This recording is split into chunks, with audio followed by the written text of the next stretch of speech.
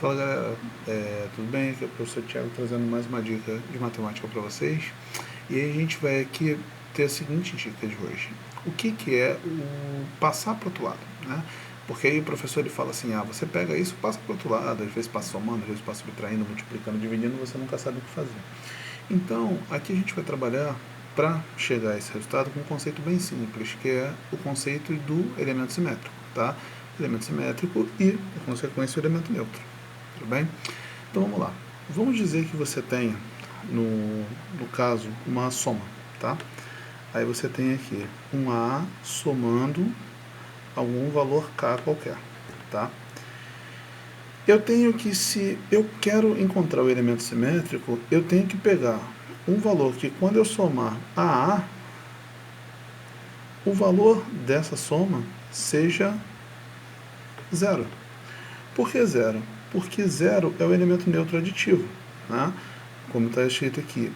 Por que o zero é o elemento neutro aditivo? Porque a gente pode pensar, por exemplo, que se eu tenho menos 3 mais zero, isso é igual a menos 3. Ou seja, eu estou pegando um valor, somando a um elemento e o valor inicial se conserva. E essa é a ideia primitiva, tudo bem? Então o elemento simétrico é justamente esse elemento aqui que vai fazer com que essa soma dê zero. É claro que nesse caso você poderia pensar, Thiago, mas o A pode ser zero. Então vamos tentar trabalhar com o conceito de que o A é diferente de zero, tá? Então, se a gente trabalhar com esse conceito que o A é diferente de zero, isso talvez fique um pouco mais fácil para a gente poder entender. Tá legal? Então vamos lá. Como eu já tinha dito, o elemento neutro aditivo é o zero, né? E o elemento neutro multiplicativo é o 1, porque você pode pegar qualquer valor, raiz de 5 vezes 1. Isso vai ser quanto? Vai ser raiz de 5. Já que o elemento neutro, na operação, conservou o primeiro valor que você tinha. Então, raiz de 5 vezes 1 dá raiz de 5. Se você tentar o elemento neutro multiplicativo, porque muitas vezes a gente pergunta para o aluno, e qual o número que eu tenho que multiplicar o 5 para que ele continue 5? Vamos lá, é o elemento neutro, o aluno já associa o zero.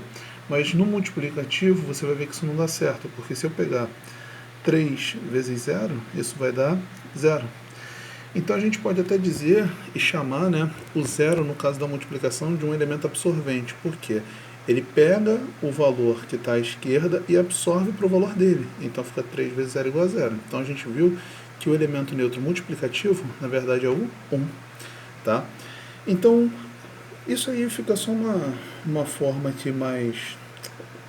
Não posso dizer, é uma forma mais matemática. Né? A gente não vai se aprofundar muito em demonstrações e mostrar por que esse elemento é verdadeiro e tudo mais, porque são dicas, então tem que ser coisas rápidas que possam fazer com que vocês entendam o raciocínio.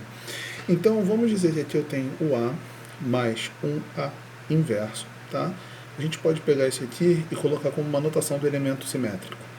Não necessariamente quer dizer que eu vou, se você entende um pouquinho de potência, A elevado a menos um botão sobre A. Não. A gente vai pensar nisso só mesmo como a notação do elemento simétrico, tá? Então, se eu pego o A e somo com esse elemento para dar zero, então a gente já pode implicar que esse elemento, ele vai acabar sendo o menos A.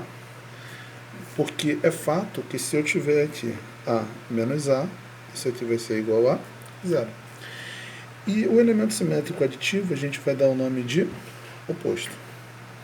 Tudo bem? E aí temos também o elemento neutro multiplicativo. Aqui nesse caso eu fiz questão de botar que o R não contém o zero, porque a gente vai ver uma implicação disso diretamente, tá? Então aqui, por exemplo, eu fiz um A vezes A e C igual a 1. Mas então eu vou melhorar essa notação. Eu vou querer saber a qual número eu multiplico o A para que ele dê 1. Se a gente for pensar nisso, a gente pode perceber que para que um número dê 1, basta que ele seja um divisor dele por ele mesmo.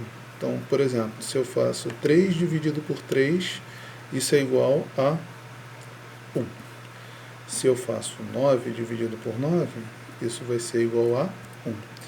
Então, se eu pensar em um elemento que, quando eu consigo multiplicar o A por ele, isso deu 1, eu posso pensar que essa operação, na verdade, é A dividido por A. Isso é igual a 1.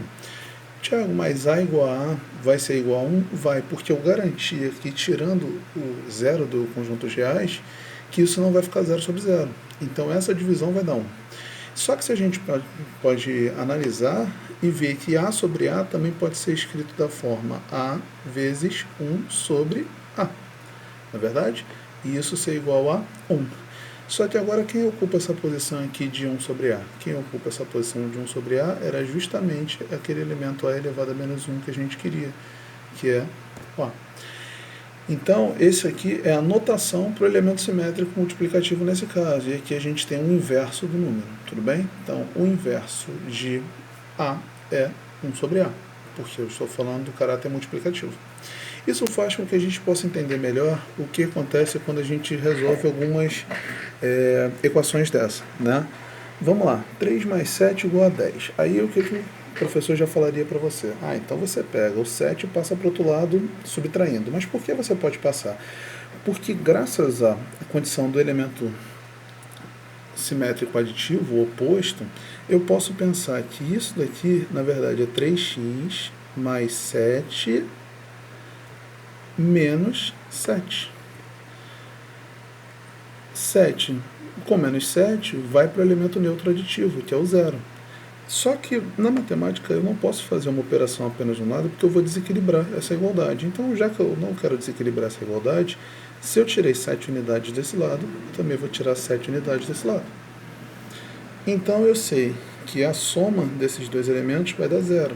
Logo, essa minha pequena equação ficaria 3x, 7 menos 7 é 0, e isso é igual a 10 menos 7, que é 3. E aí, o que aconteceu? Eu também falei que a gente tem um elemento simétrico multiplicativo. Então, eu não quero achar o valor de 3x, eu quero achar apenas o valor de x. Então, o que eu posso fazer? Já que o elemento simétrico multiplicativo é o inverso, eu posso multiplicar o lado esquerdo pelo inverso desse valor que acompanha o x, essa constante que acompanha a variável x, e também multiplico esse lado por esse valor do inverso multiplicativo. Logo, o que eu vou ter? Eu vou ter que 3x sobre 3 é igual a 3 sobre 3. Só que, como eu falei no vídeo anterior, quando esses valores são iguais, a gente pode usar a lei do corte. Então, x aqui, no caso, vai ser igual a 1. Beleza? E aqui, a mesma coisa. Thiago, então eu tenho que fazer aparecer o elemento inverso aqui. Sim. Mas o elemento inverso aí tem um problema, né? Porque o elemento inverso aí, ele vai ser 1 sobre 5 sobre 3. Mas como a gente tem 1 sobre 5 sobre 3, aí vai uma dica. Eu posso reescrever esse cara como sendo uma fração. 1 sobre 1, porque 1 inteiro pode ser 1 dividido por ele mesmo. E aqui embaixo 5 sobre 3. E aí, eu dou sempre uma dica para os alunos que a gente pode resolver divisões de fração assim, como se fosse um arquinho. Por exemplo, o arco maior é o numerador, ou seja, multiplica 1 por 3, que dá 3. E o arco menor é o denominador. Você multiplica 1 por 5, te dá 5. Então, 3 sobre 5, na verdade, será o nosso inverso. Tudo bem? Então, já que eu achei o inverso, basta que eu faça o quê? Que eu multiplique ambos os lados pelo elemento inverso, que é o 3 sobre 5. Então, eu vou multiplicar aqui por 3 sobre 5 e vou multiplicar aqui por 3 sobre 5. Se eu fizer isso, eu sei que se eu tenho uma multiplicação, a comutatividade vale, a ordem dos fatores não altera o produto, certo? Então, tanto faz 3 vezes 5 quanto 5 vezes 3. O resultado na operação é 15, tá? Não quer dizer que eles representem a mesma operação, porque quando você faz 3 vezes 5, você está fazendo 3 vezes a soma de 5 com ele mesmo. Quando você faz 5 vezes 3, você está fazendo 5 vezes a soma do 3 com ele mesmo. Logo, quando você faz essas somas, elas têm o mesmo valor, então eles são iguais no resultado. Logo, eu posso fazer a divisão de 3 com 3 pela comutatividade, assim do 5 com 5. E eu também posso efetuar a divisão do 25 com 5. Quando eu faço 25 dividido por 5, essa divisão dá 5. Correto? Então, como eu fiz essa divisão, eu posso afirmar que x é igual a 5 vezes 3, 15. E é isso. É por isso que você pode passar os elementos para o outro lado sem nenhum problema. Valeu, galera. Tchau, tchau.